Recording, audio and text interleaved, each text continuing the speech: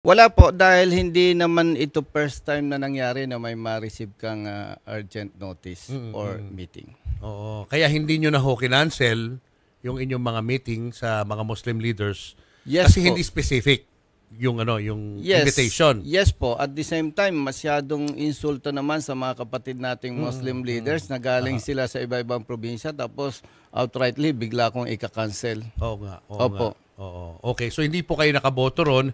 Pero ngayon po higit na po sa number of votes, no? 215. Kapag ganyan ho ba ay hinihikayat pa ho ba yung ibang mga congressman, yung katulad po ninyo na hindi pa ho kayo nakakaboto na magbigay din ng inyong mga boto? Actually, ang nakita ko naman po sa House of Representatives, wala namang hikayat na nagaganap eh. Wala Ibig ho. sabihin po, nire-respeto naman ng leadership ang desisyon ng bawat congressman. Wala pong nagaganap na hikayat. Aha, okay. So ngayon po na-impeach na si VP Sara, ano po sa tingin nyo mangyayari dito? Pag ito'y naipasa na po sa Senado, ano mga ina-expect Ay, po natin alam doon? nyo, Sir Julius and Ma'am Tintin, ano po, Yeah. mandato kasi ng House of Representatives na once may nag-file ng impeachment complaints or complaint, wala pong pwedeng gawin ang Kongreso kundi tugunan ito eh. Sa pamamagitan po ng botohan. At siyempre, nandyan po yung articles of impeachment. So, yun lang po ang papel ng Kongreso. Walang, other than that, wala po eh. Yun po ang legal na mandato. And after that, yun po ang basihan na sabi nga po ninyo, more than 1/3, almost 2/3 yata, kaya isusumiti po yon sa Senado. Parang ang Senado po ang magsisilbing korte para ganapin ang trial. Sa kanila po yung final judgment, hindi po sa Kongreso.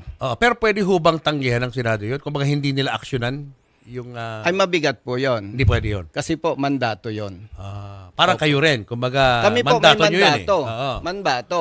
Hindi mo pwedeng tanggihan kasi yan ay nasa Constitution. Mandato. Gagampanan mo. Whether you like it or not, mandato. Linawin ko lang, Congressman, kapag nasa Senado na ho yan, pwede ho ba nilang ibasura yung impeachment complaint based on sa pagre-review po nila? O wala ho silang choice kundi mag-proceed sa isang impeachment trial?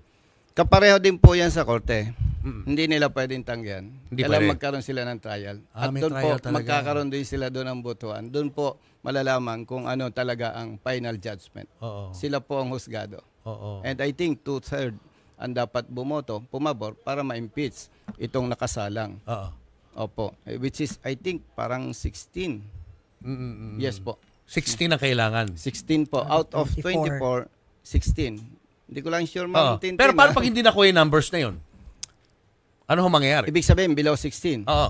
Ano mangyayari? Ayun yung binabanggit mo na parang naibasura na rin. Pwede ibasura din. Ang importante lang po, ma-process. Oo. Hindi pwedeng basta ibabasura lang. Oo. Opo. Kailangan na malinaw. May trial sa mga talaga. tao. Meron Opo. talagang parang kumbaga sa piskal may hearing. May Parang hearing. ganon. Opo, talagang kailangan nilang gampanan yung mandato. Oo. Pero pagdating ho sa impeachment trial, wala na hong kongresistang sasali doon. Puro mga senador na lang ho ito. Wala po, puro senador. O kasi na-witness na rin natin yan eh. No? Silang lumalabas na Corona hukom. noon. Yes po, silang lumalabas na hukom. Sila lalabas na hukom. Opo.